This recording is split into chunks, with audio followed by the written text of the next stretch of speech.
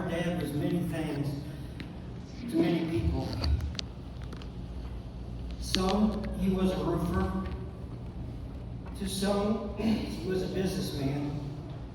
To some, he was the guy that delivered RVs. And to some, he was the guy who gave them a second chance when nobody else would. To us, he is Dad, Grandpa John, and J.D. And if there's one thing I want people to remember about our dad, is this. He loved his family deeply. Not always in words, not always with emotions out in the open. He came from a generation where men showed their love differently. They provided, they protected, they carried their burdens quietly, in secret.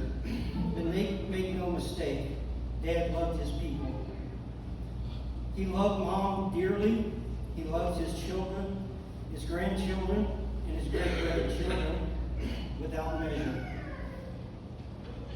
No matter where I worked, whether I worked with him, beside him, or for somebody else, Dad always asked the same question. He always said, "How is work going?" And that question meant more than just how was work. What it really meant was, are you being a good man? Are you working hard? Are you providing? Are you carrying yourself with character and respect? Those things mattered to him. Dad loved Gentges roofing. It wasn't just a company to him. It was part of his identity. And when he lost it, I honestly don't think he ever fully recovered from that loss. Dad was very happy when Brandon decided to bring Gentges roofing back. He was proud of that. Dad was a proud man, and sometimes pride can both build a man and break a man at the same time. But even through struggles, disappointment, and losses, one thing never changed. He loved his people. He was generous almost to a fault. At times he gave when he didn't have anything to give. I remember Dad and I once went to court as a character witness for a man who had made mistakes in his life. And after Dad got up and spoke, Judge Kinder looked at Dad and said, "Yes, Mr. Gentges, I'm aware of your generosity towards certain individuals and second chances." That was Dad. He believed in people he believed that people deserved a second chance. Many of us share similar stories about people we talk to. I think stories that capture Dad well. Throughout our life, people approach us and say that they had worked with Dad, they remember Dad, and that Dad helped them through different seasons in life. Dad gave people jobs, he gave encouragement, he helped people recover from mistakes, he pointed struggling people towards solutions and stability. He was never short of an opinion, and that opinion was never sugarcoated. Many people over the years needed work, needed direction, needed someone to believe in them, and Dad gave them that chance. 519 was proof of second chances and new beginnings. You don't even need to say the address. You just say 519 and everybody knew what you were talking about. That house was full of noise, family, kids, grandkids, food, laughter, arguments, good memories, not so good memories, Cardinal baseball, Fox News, talk radio, Dad playing the piano Sunday morning before church, music, backyard barbecues, dogs, and people constantly coming and going. Many of us probably have lived there at one point or another. And no matter who came through those doors, Mom and Dad made them feel welcome.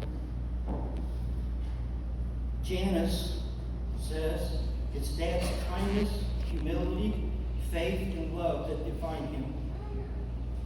Michelle said one thing that stuck with me once. She said, in all of my times with him, he was always loving and kind to me.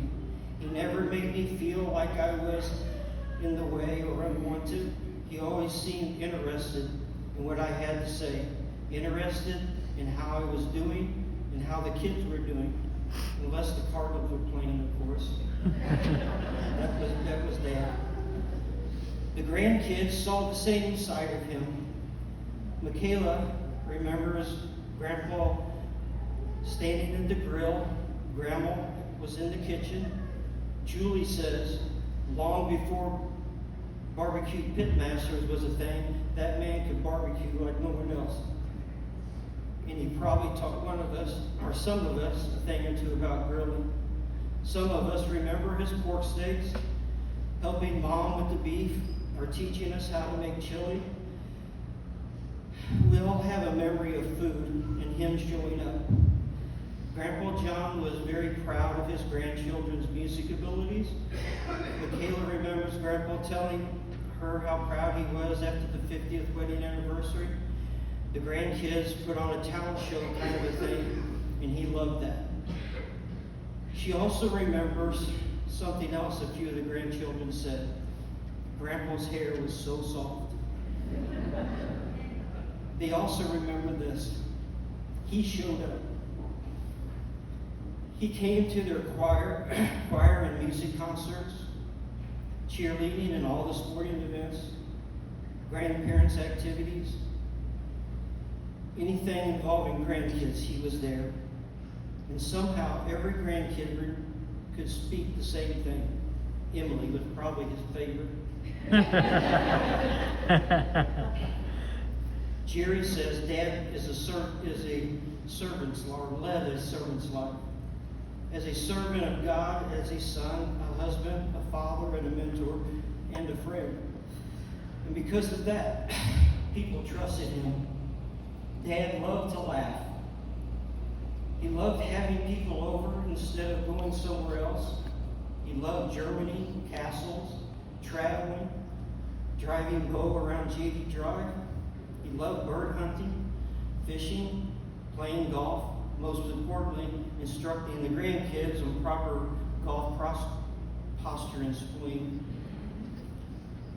More than a few of us have memories of riding with him, listening to talk radio, listening to the Cardinals. A lot of us have had an atlas given to us and been taught how to read it.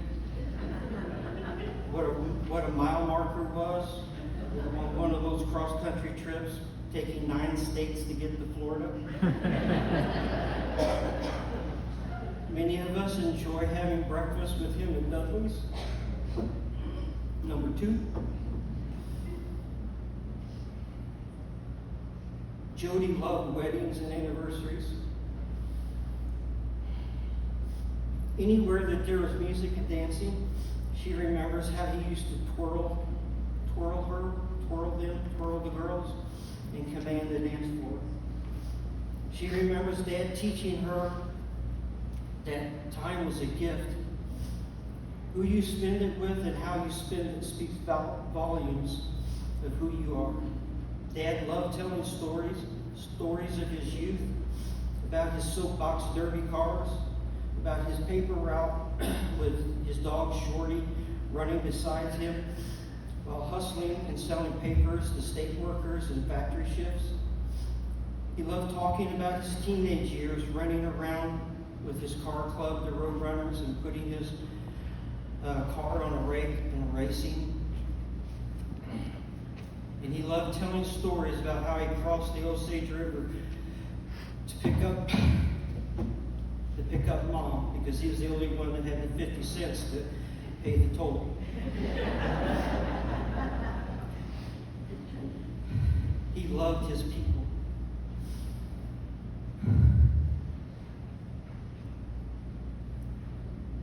That's how I want him remembered.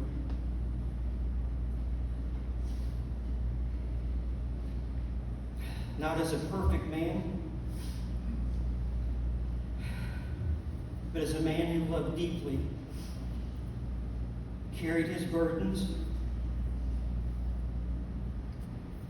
stood by his people, and left fingerprints all over those lives, the lives of those he loved.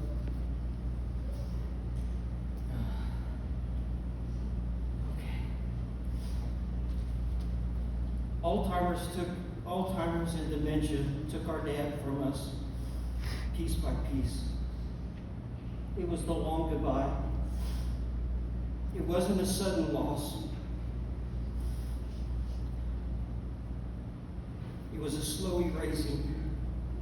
And the worst part is, he was still right there in front of us. Watching the confusion, the anger, and the fading memory was brutal. There were moments that me and my sisters would say, "This is not our father." And we meant it. Because the disease was not the man. The disease may have touched his mind, but it never erased the life he lived. The people he loved or the legacy he left behind. If I have learned anything about watching this unfold, it is this: strength fades, memory fades, reputation fades. What remains is character, mercy, and grace. His legacy is here, in the family and friends gathered here today, in the stories we keep telling. It is in the work ethic that he left us behind. It is in the people he helped that needed him the most. And it is in every one of us who could count on, who knew that we could count on him to show up. 519 no longer holds him. The once great house on the hill that holds so many memories of our family is now absent from his presence. That realization is heavy.